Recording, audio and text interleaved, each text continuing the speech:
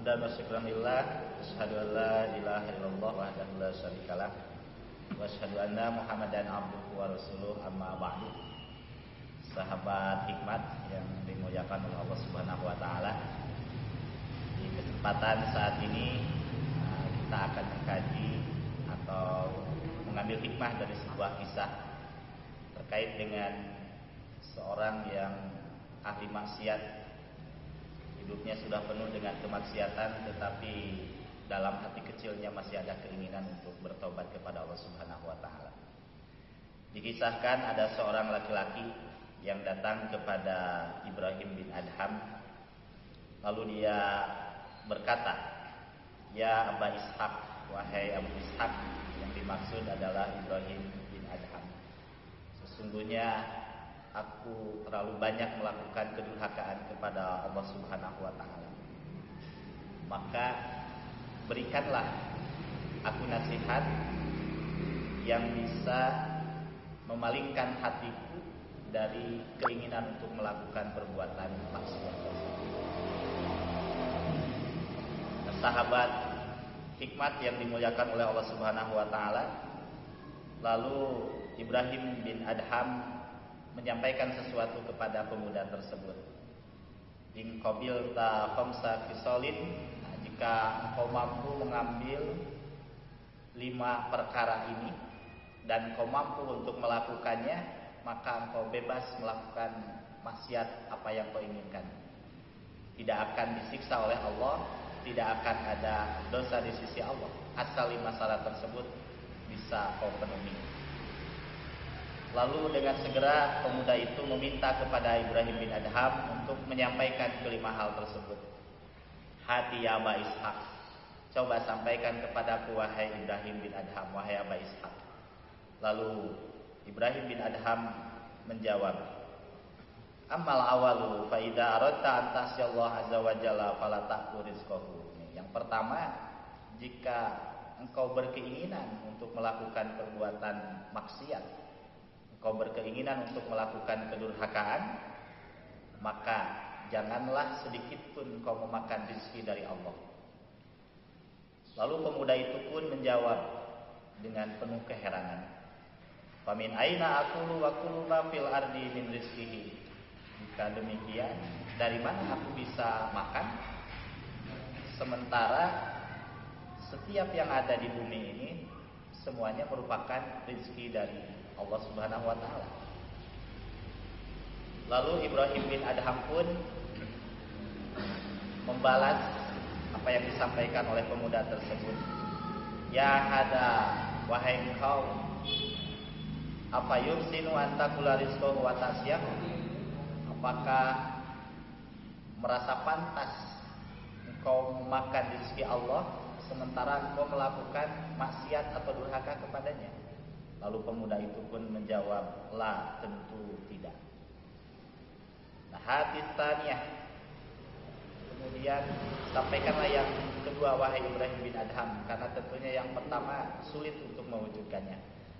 Maka Ibrahim bin Adham pun menyampaikan yang kedua, apabila engkau berkeinginan untuk melakukan kemaksiatan, fala taskun say'an min biladihi, maka janganlah kau tinggal di bumi Allah. Maka pemuda itu pun menjawab, hadihi a'dhamu minal ula. Ini lebih dahsyat lagi, lebih sulit lagi daripada yang pertama, wahai Abu Ishaq. Dan kana al-masyriqu wal maghribu wa ma bainahuma lahu fa aina asmu. Lantaran antara timur, barat, juga apa yang ada di antara keduanya itu semuanya milik Allah. Jika demikian, fa'ina asku, di mana aku bisa tinggal?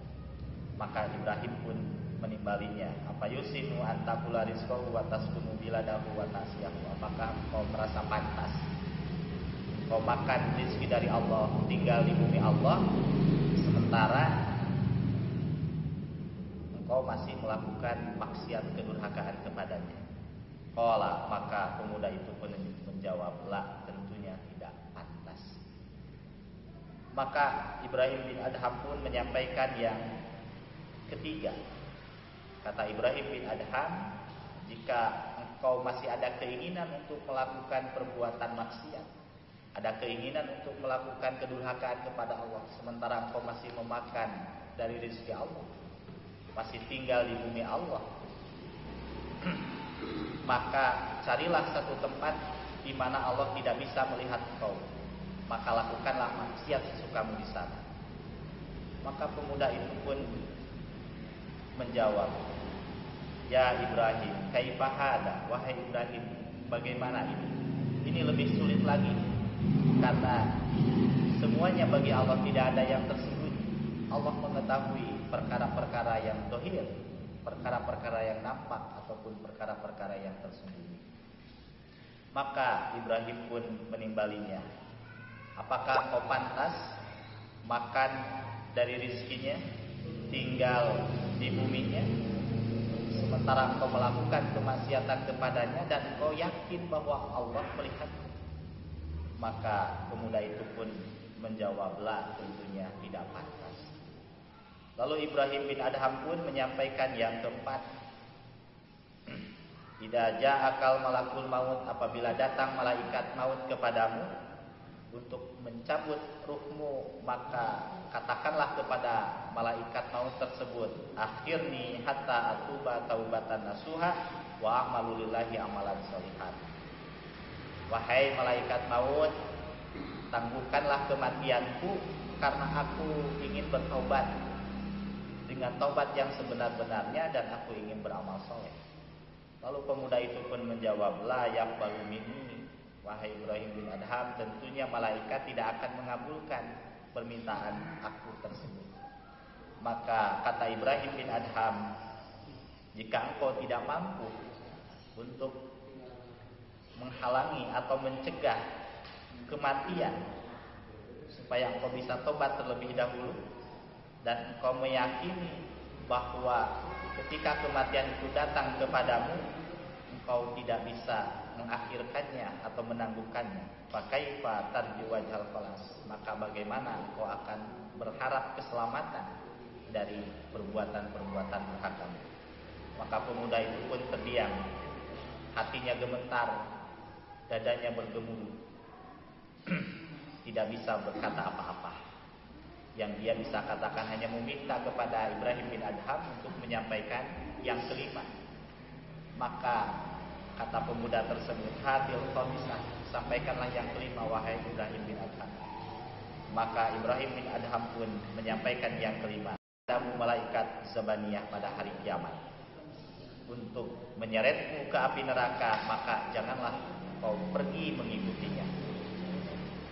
Maka pemuda itu pun menjawab, tentunya dia tidak akan membiarkan, malaikat Zabaniyah tidak akan membiarkanku berdiam diri, dan malaikat Zabaniyah pun tidak akan mengabulkan permintaanku supaya aku tidak diseret ke neraka. Maka kata Ibrahim bin Adham, fakaifa tarjun najah, tidak.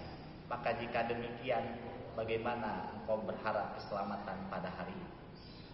Maka pemuda itu pun semakin bergetar hatinya, semakin bergemuruh dadanya. Kemudian dia pun berkata, ya Ibrahim, hasbi wahai Ibrahim bin Adham, cukup. Ana astagfirullah wa atubu ilaih. Aku bertobat kepada Allah, aku memohon ampunan kepada Allah, aku bertobat kepada Allah dari dosa-dosa. Nah, sahabat hikmat yang dimuliakan oleh Allah Subhanahu wa taala, maka setelah itu pemuda tersebut dengan Ibrahim bin Adham senantiasa bersama-sama dalam beribadah kepada Allah hingga akhirnya maut memisahkan mereka berdua. Itulah sepenggal kisah yang dapat kita ambil pelajaran ibrah serta hikmahnya dalam kehidupan kita sehari-hari. Demikianlah yang dapat disampaikan. Sampai ketemu lagi di lain waktu. Aku qouli hadza wa astaghfirullah li wa lakum. Assalamualaikum warahmatullahi wabarakatuh.